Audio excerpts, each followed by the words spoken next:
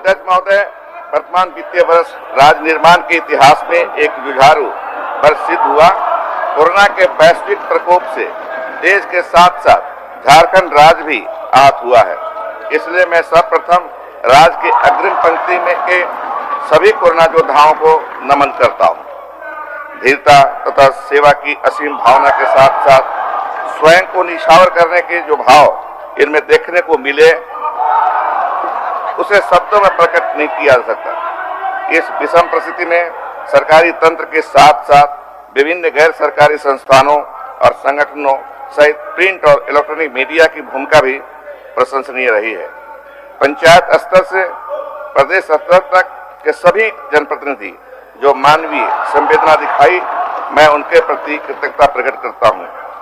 Corona संकट के दौर में राज्य की जनता ने जो भाईचारा दिखाया, उनके इस कृत्य के लिए उन सभी को मैं नमन करता हूँ। अध्यक्ष महोदय, राष्ट्रव्यापी लॉकडाउन की अवधि में प्रवासी मजदूरों को उनके गंतव्य तक ले जाने और भोजन की ऐतिहासिक व्यवस्था करने जैसे कार्यों के लिए सरकारी तंत्र के साथ साथ राज्य की आवाम की भूमिका नमन करने योग्य रही है। अध्यक्ष महोदय, हमारी सरकार के प्रयास से देश के दुर्गम इलाके में फंसे श्रमिक भाइयों और अन्य लोगों को सड़क, रेल मार्ग सहित हवाई सेवा के माध्यम से वापस लाया गया।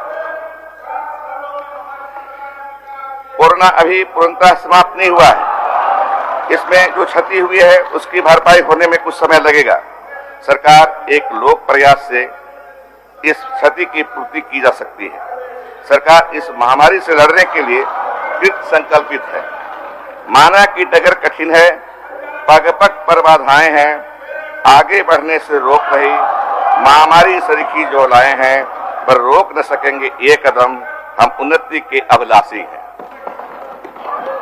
अध्यक्ष महोदय, कोविड-19 की महामारी ने हमें अपनी नीतियों का पुनर्मूल्यांकन करने के लिए प्रेरित किया।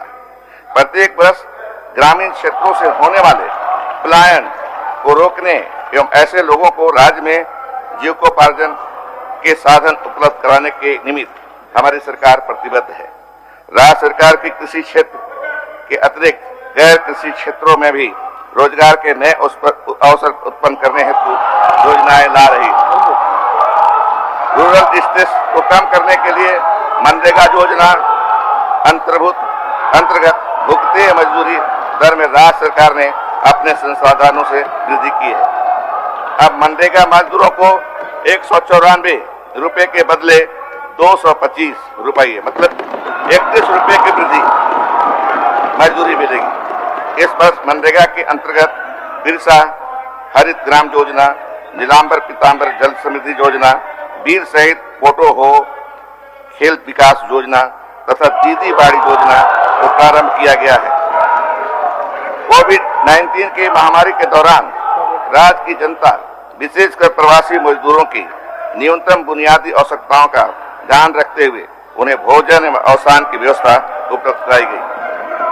ग्रामीण जीवन में समृद्धि एवं कृषकों को आत्मनिर्भरता बढ़ाना राज्य सरकार की प्राथमिकता में शामिल है। कृषि प्रक्षेत्र में सुधार के लिए एवं कृषकों की आय बढ़ाने के निमित्त राज्य अंतर्गत सिंचाई सुविधाओं का विकास एवं विस्तार किया जाएगा। कृषि के विकास के लिए ग्रामीण विकास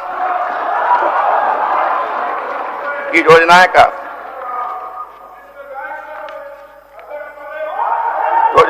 का कृषि कार्यों के साथ समेकन किया जाएगा। ग्रामीण अर्थव्यवस्था को बढ़ावा देने के लिए इस बजट में ग्रामीण विकास विभाग, जल संसाधन विभाग, कृषि पशुपालन विभाग, सहकारिता विभाग यह हेतु समेकित रूप से लगभग 18,653 करोड़ रुपए का प्रावधान किया जा रहा है, जो ऐसी विषम परिस्थितियों के बावजूद वित्तीय वर्ष 2020-21 से लगभग 11% अधिक है। अध्यक्ष महोदय, हमारी सरकार सतत एवं समावेशी विकास के लिए प्रतिबद्ध है। यह बजट लोक केंद्रित और सामाजिक सुरक्षा को नया आयाम देने वाला है।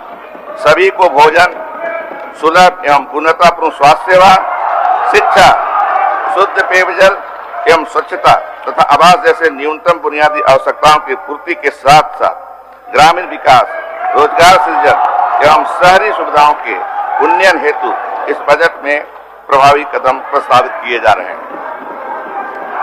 अध्यक्ष महोदय, ग्रामीण क्षेत्रों में स्वयं सहायता समूह, सेल्फ हेल्प ग्रुप के सुदृढ़ीकरण हेतु भी हमारी सरकार प्रयासरत है। स्वयं सहायता समूहों को राशि अनुदान उपलब्ध कराते हुए उनकी उद्यमिता में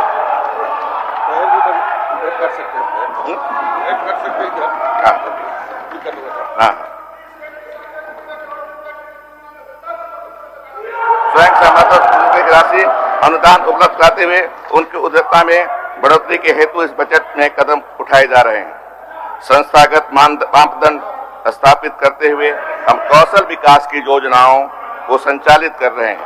बजट के माध्यम से प्रभावी सामाजिक सुरक्षा तंत्र तथा गुणवत्तापूर्ण स्वास्थ्य सेवा के लिए भी राशि उपबंधित है।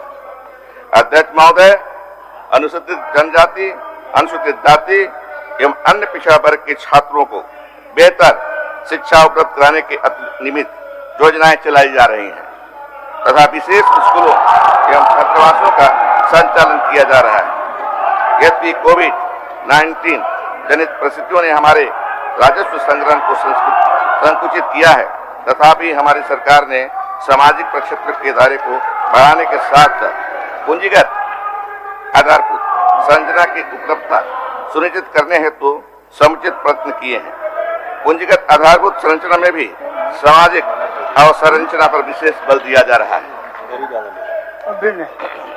अध्यक्ष महोदय, कोविड हमारी महामारी जनित संकट के मध्य जब राज्य को केंद्र से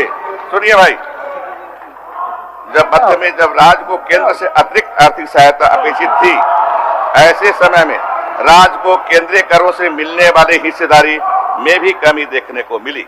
इस समय साथ ही इस विषम परिस्थिति में राज्य के समेकित निधि से डीवीसी के बकाये की सीधी कटौती कर ली गई, जिससे राज्य के वित्तीय भार में वृद्धि हुई। आपको याद होगा, एक बार आरबीआई द्वारा 477 करोड़ और दूसरी बार 714 करोड़ सीधे राशि सरकार का काट दिया गया। इन विपरीत परिस्थितियों के बीच जन कल्याण एवं विकास कार्यों की गति को बनाए रखने के लिए बेहतर वित्तीय प्रबंधन सरकार ने FRBM एक्ट के दायरे में रहते हुए अपने ऋण लेने की क्षमता बढ़ाने का निर्णय लिया है।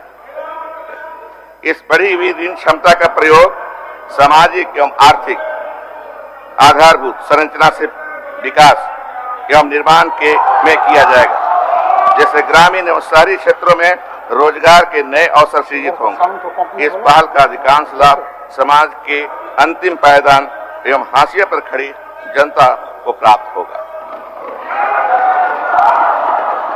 अध्यक्ष महोदय, मैं सदन को अवगत कराना चाहता हूं कि संचित ऋणों का मूलधन एवं ब्याज भुगतान सरकार के व्यय का बड़ा भाग होता है, जो अन्य विकासात्मक प्रक्षेत्रों पर होने वाले व्यय को संकुचित करता है। वित्तीय वर्ष 2020-2021 में हमारी सरकार ने भविष्य में आने वाले ऋण भारों के मोचन हेतु निक्षेप निधि कंसोलिडेटेड सिंकिंग फंड, ये नई व्यवस्था वर्तमान सरकार कर रही है, आपको समझना चाहिए। में पहली बार 303